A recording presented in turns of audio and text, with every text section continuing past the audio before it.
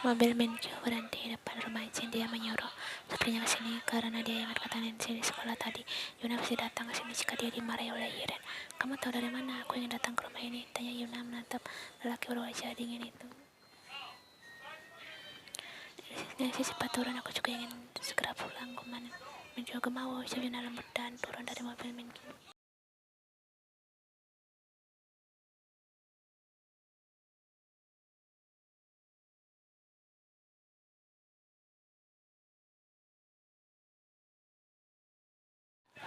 Yuna mengetuk pintu rumah Jin dan Nancy pun membukakan pintu. Gadis itu kaget melihat keadaan Yuna yang basah. Noni, ayo masuklah. Yuna pasti dimarahi tante Yuna lagi kan, tebak Nancy. Yuna hanya mengangguk pelan sembari tersenyum masam. Nancy menghela nafas panjang. Ais tante Yuna, kenapa tegas seperti itu sih? Serunya geram sembari mengatakan kakinya ke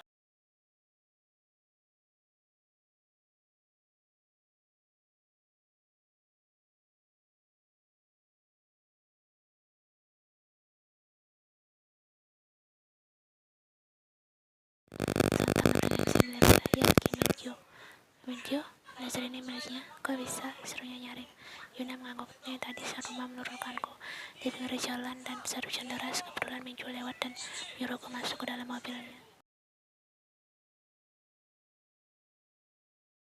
Nancy semakin lebar. Cincang lagi sejak Menkyu menyuruh Oni masuk ke mobilnya dan memberikan belajarnya untuk Oni. Aneh apanya, dia hanya kasihan melihatku kedinginan.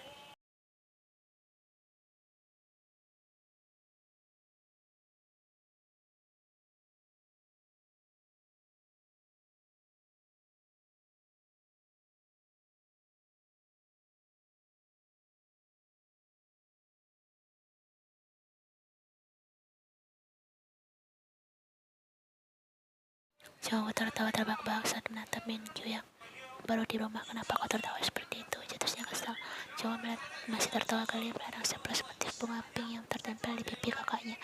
Yuk, sekarang suka bunga dan warna pink kah? Serunya.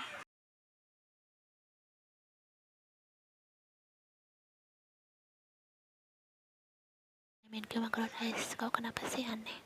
Kau tak aneh, Yuk. Kau sangat lucu di mataku. Ucap cowok mendorong punggung Menkyu menuju ke cermin.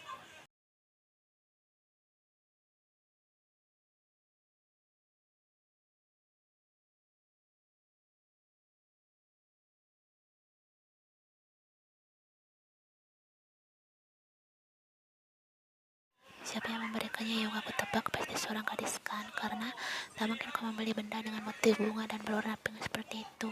Dan di mana blazermu? Yung pasti memberikan blazermu pada gadis itu kan, karena tadi hujan, jadi gadis itu kedinginan. Kau pun memberikan blazermu untuk menghangatkan tubuhnya. Romantis sekali, udah jauh.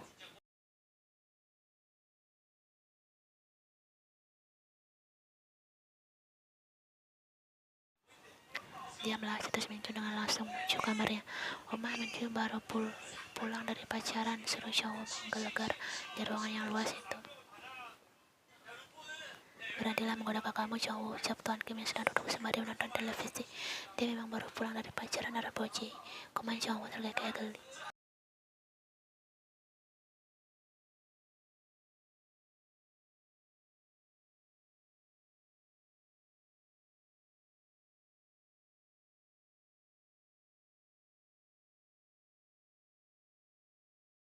Namun saat hendak melepas benda itu dari pipinya, entah kenapa tangannya terasa enggan untuk menariknya. Menkyu kaca makan malam, suara Yen terdengar dari luar kamar.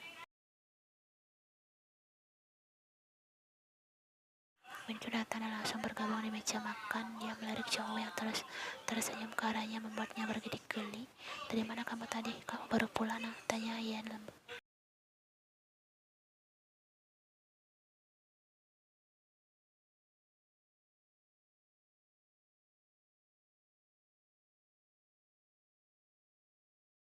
Karena Yen mengkerut melihat luka di pipi mulus putranya.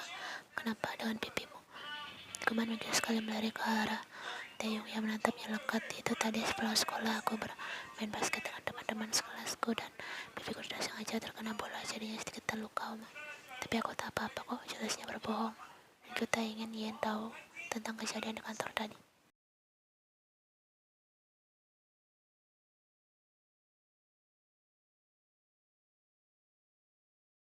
Teh mengawa pelan mendengar alasan Menkyo. Bukankah tadi Yung sepulang sekolah pergi ke sepanjang waktu terhenti saat Menkyo menjepit pahanya. Makalah adikku yang tampan, desis Menkyo mendelik ke arah Jongwoo. Laki itu pun hanya mengangguk menuruti ucapan kakeknya. Ia hanya geleng-geleng kepala. Lain kali hati-hati, jangan sampai terluka lagi, ucapnya lembut.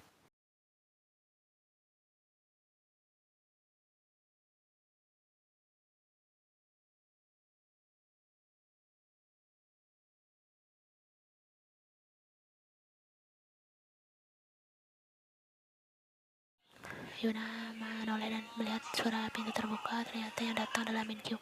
Laki tinggi itu menatapnya lekat dan masuk ke dalam kamarnya. Minkyu sih, Woman Yuna. Sebaiknya kau jangan bersama Jiren lagi. Dia berbahaya, nanti kau terluka lagi. Yuna menatap Minkyu. Bagaimana caranya? Aku tak mungkin bisa lepas dari ibu angkatku. Aku juga tidak enak jika terus menumpang di sini tanpa melakukan pekerjaan.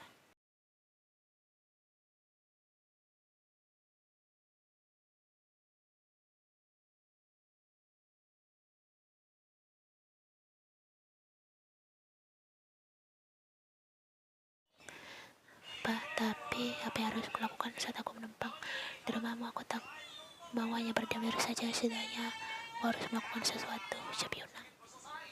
Kau tak perlu melakukan apa-apa dengan berada di rumahku. Sekarang yang terpenting kau aman dari Iren. Kau harus ingat, ibuku adalah adik Iren, jadi dia juga bibimu. Kau santai saja, tak perlu merasa tidak enak. Jelas, Minkyu dulu.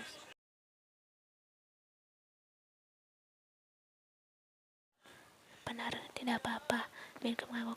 Jika kau tinggal di rumahku, Iren tidak akan berani mencarimu dan membawamu lagi. Yuna menatap laki tampan di hadapannya. Kenapa dadanya berdebar-debar saat kembali mengingat Minkyu menyebutnya sebagai kekasih saat di hadapan Iren tadi. Meskipun hanya pura-pura, entah kenapa Yuna merasa sangat senang.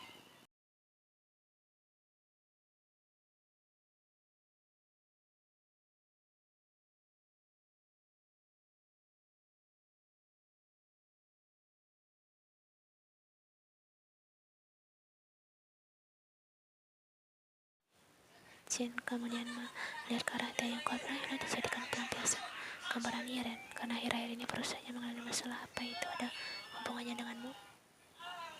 Dia mengangguk. Aku sedang berusaha membuat perusahaan keluarga Choi hancur, ucapnya kemudian melihat ke arah Erin. Maaf jika nanti kantormu terkena imbasnya, Erin, lanjutnya.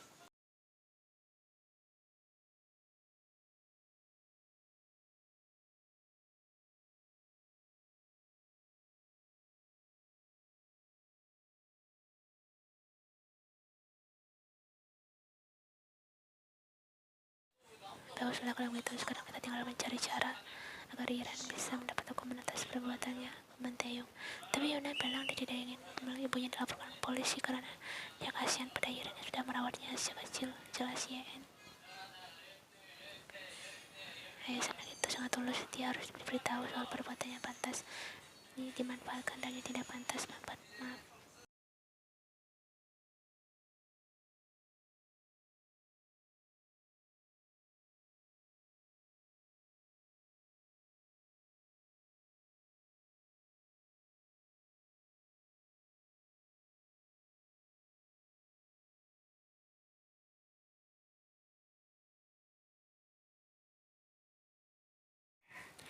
Kita harus bisa membujuk Yuna agar bersedia meskipun akan membutuhkan waktu, ucap Jin. Jika dia tidak mau, kita juga tidak bisa berbuat lebih jauh lagi. Aku akan berusaha membujuk Yuna nanti, semoga dia bersedia.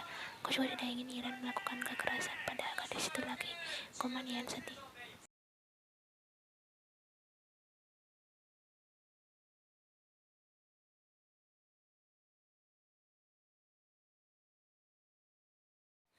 Taeyong kemudian tersenyum tipis. Aku benar-benar kagum dengan sikap pahlawannya. Kalian tahu, tadi putraku dengan beraninya menghampiri pria debt collector wardrobe besar itu untuk menolong Yuna. Ucapnya semangat menceritakan kisah putranya pada Jin dan Airin.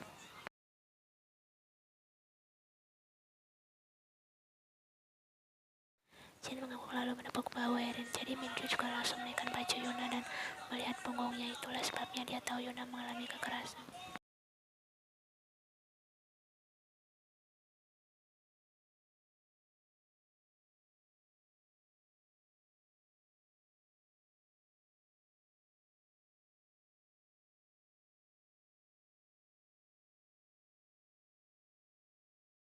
tetap wajah kecil kali di depannya. Dia yakin wajahnya pucat karena sebenarnya sakit selama ini.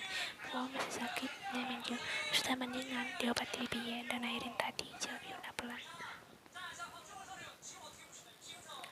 Aku minta maaf karena perbuatan lajangku telah menaikkan bajumu tadi, sungguh. Dan aku langsung refleks melakukannya karena aku perhatian selalu bilang, tidak apa-apa, tapi wajahmu terlihat sangat kesakitan. Sekali lagi Meani, kuman Minggu panjang lebar, dia sadar perbuatannya tadi memang salah.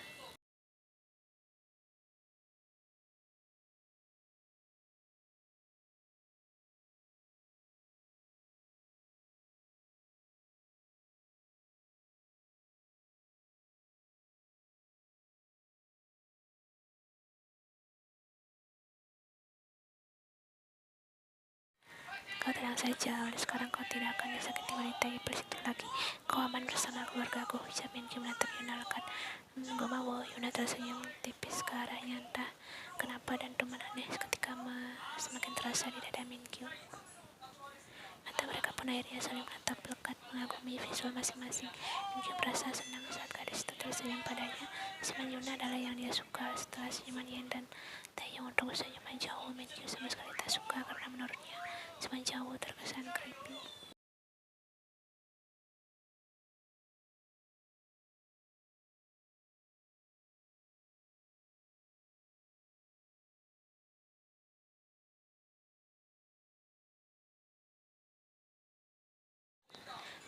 Aku mengganggu kalian ya, tiba-tiba suara cowok terdengar, membuat kedua orang itu langsung mengalihkan pandangan masing-masing ke peran disebut muncul menengok dari balik pintu.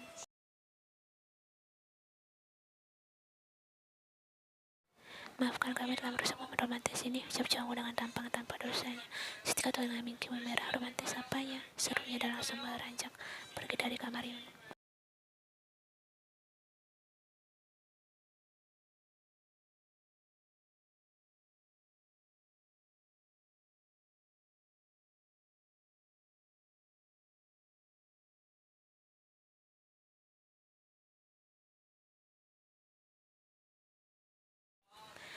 Ya, kami jauh, seruan Minggu langsung terdengar membuat jauh dan Yanisir kekali. Mereka pun langsung memasuki kamar Yuna. Maaf ya Nuna, aku hanya bercanda saja tadi. Kami memang suka bercanda, ucap jauh.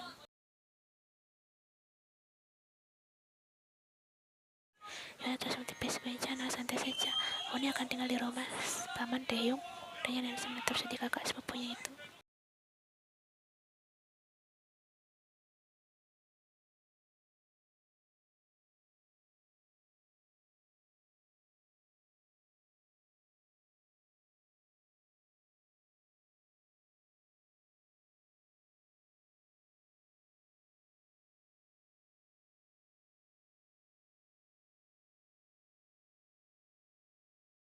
Yana membuka pintu rumahnya, dia tersentak kaget karena tiba-tiba saja beberapa bola terbang dari depannya. Ada apa ini?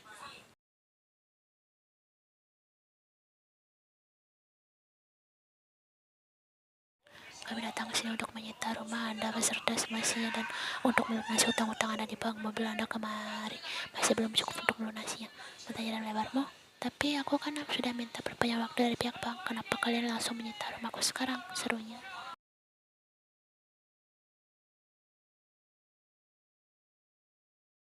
Kami hanya menjalankan tugas. Pihak bank sudah menyuruh kami menyita semua asetmu hari ini. Oh, tidak bisa begitu dong. Aku akan hubungi pihak banknya dulu dan minta penjelasan atas semua ini. Jelas kemarin aku sudah minta perpanjangan waktu, suruh Iren.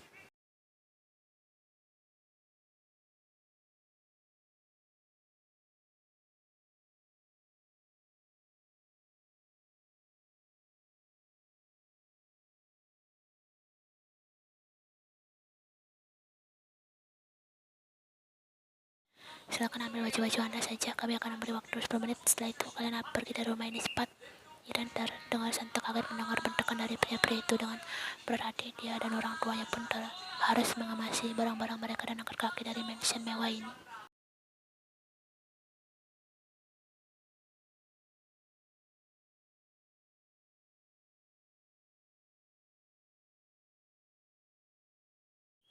Dia tersenyum tipis akhirnya dia bisa melihat wajah menderita wanita itu. Taeyonglah yang meminta pihak bank untuk membatalkan perpanjangan waktu yang diminta Iren. Dengan saat yang dimiliki Taeyong, dia bisa dengan mudah menyuruh siapapun untuk mengikuti keinginannya.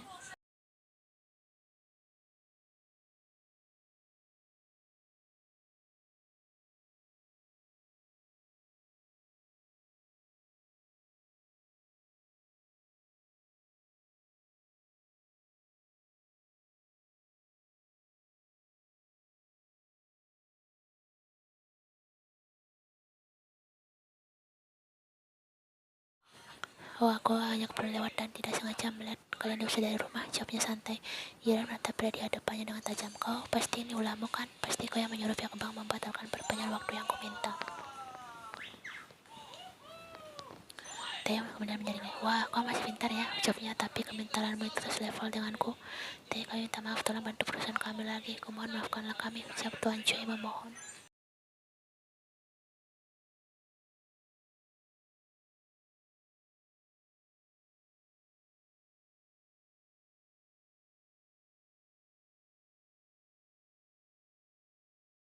Kumohon Taeyong, kami sangat menyesal. Kami berjanji mulai sekarang kami akan menyayangi putri kami sepenuh hati dan tidak membeda-bedakannya, ucapnya Nyonya Choi.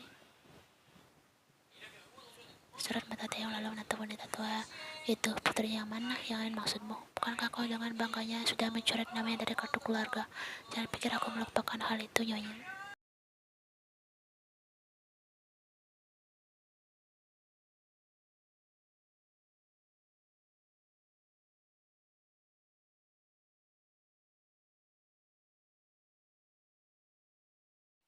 Raya dan marah setia mengatakan kakinya kasar ke tanah. Saking kesalnya, aku tak ada cara lain agar Taeyong bisa memaafkan kita, tanya Nyonya Choi.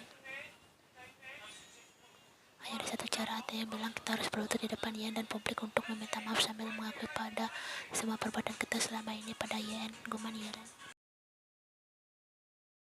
Mau berlutut di depan publik dan mengakui semua perbuatan kita padanya, itu sama saja kita menghancurkan harga diri sendiri dan pandangan orang-orang pada kita akan semakin buruk, serunya Yang Kim. Jadi Oma mau bagaimana? Hanya itu yang Taeyong inginkan, itu pun belum tentu dia akan menerima permintaan maaf kita.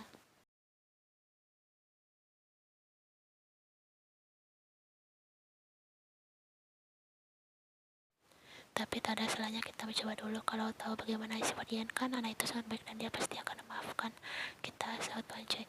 Jadi apa akan menuruti ucapan Taeyong dan berlutut pada Ian di hadapan publik begitu?